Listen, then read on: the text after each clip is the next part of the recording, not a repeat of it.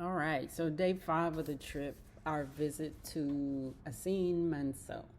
And this site is located in Ghana Central region along the Cape Coast from where we were staying over in Accra. And this part of the tour, I had kind of mixed feelings, a little bit of anticipation, and at the same time, a little bit of dread, just the intensity and sadness that I felt like it was inevitable to experience this, just knowing what it was. Kind of daunting a little bit.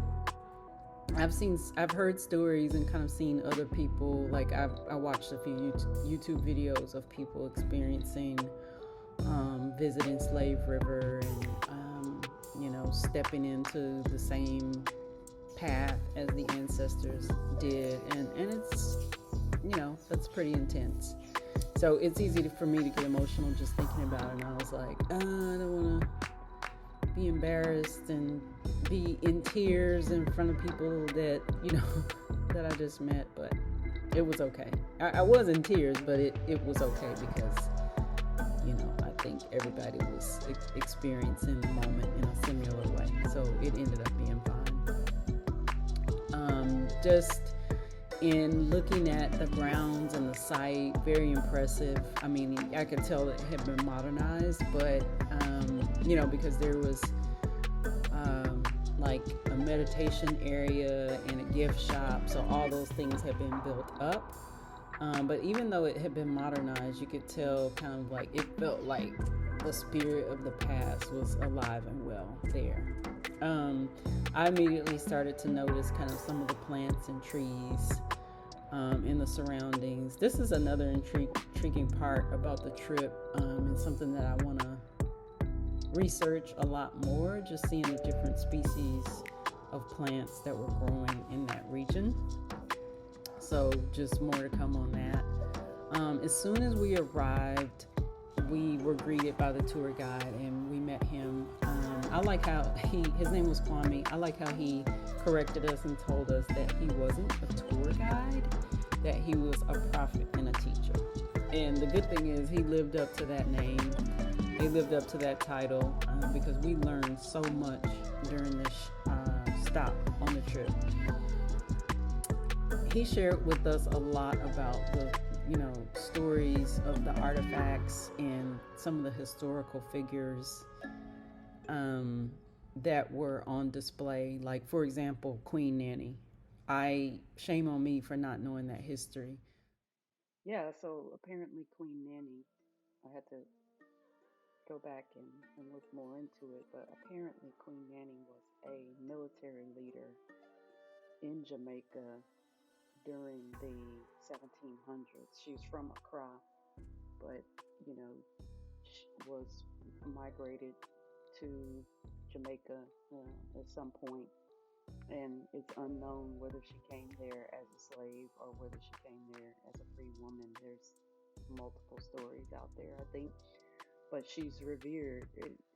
She's revered as a hero because of her role in the First Maroon War and leading the Jamaican Maroons to victory against the British. They were forced into a peace treaty and then given their freedom. I mean, it's a pretty cool story. And she's now her face is on the $500 Jamaican banknote. So the next time I go to Montego Bay, I'm going to be looking for a $500 bill so I can see Queen Nanny on there. Yeah, I thought that was pretty cool. So Kwame broke down for us the reason that the slave trade even existed originally, and shed light on the transition from just indigenous slavery, which was one thing, to more of the political corruption and manipulation of communities and what was happening in the villages when European countries started to take part in that, and ultimately how the institution of slavery that we know was solidified and carried out. Talk a lot about that, and pointed out the differences, right? That we know that slavery did exist before the Atlantic slave trade, but there were some very different, I think values and the reasons were so much different than what we know of and that what we learn about in our history. So we talked about the specific history of what was happening at this site, and what took place at the rivers. This is where captives were brought to after they were captured, and they had been walking for weeks, from the northern region, carried down to the coast, hundreds of miles. Okay, and they would stop here for a last bath, to clean themselves and to rest after that long journey. And then also, unfortunately, to be branded before they were going to be taken to the dungeons. Yeah, so walking up to the site, it was very heavy. I keep saying intense. It's like so many emotions coming over you at once. Um, we were walking barefoot, which, the same as what our ancestors would have had to do. When you walk barefoot, there's a barefoot on the ground. There's an energy connection. You put your feet on the earth's surface. I'm already aware of the power of grounding, so for me it became even more intense. It was like reconnecting, and just an acknowledgement of their suffering. But also a way to show gratitude and kind of affirm that strength and sacrifice, because they walk this path is the reason I'm able to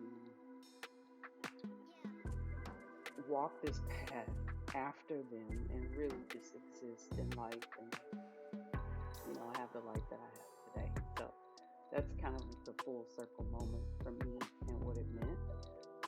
We got a chance to stand in the actual river. We did like this symbolic bathing to remember, and honor those who suffered the experience, and then we also said a future prayer. We also said a spiritual prayer, like a poem to bless those that would come, those that are gonna come after us. So yeah, that was the whole experience in a nutshell. I highly recommended it. It was a great part of the stop. It was one that felt like it was going to be hard to go through that, but and it can be, but I definitely think it's worth it.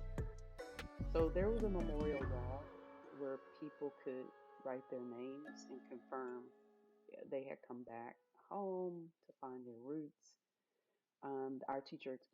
Our prophet explained to us the importance of how they converted this site, to more of a sacred ground. Like I mentioned, there was a space for meditation, and it's really just considered sacred ground to kind of honor the ancestors.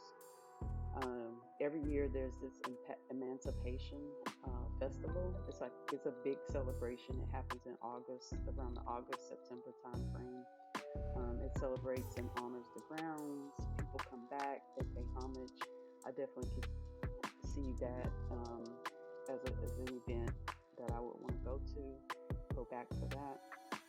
And this was such an important part of the trip. I think anybody interested in African American history doesn't, whatever your race, whatever your nationality, ethnicity, if you care about or interested in learning about African American history, this is a place to go and experience and learn. So make it a point to visit this site.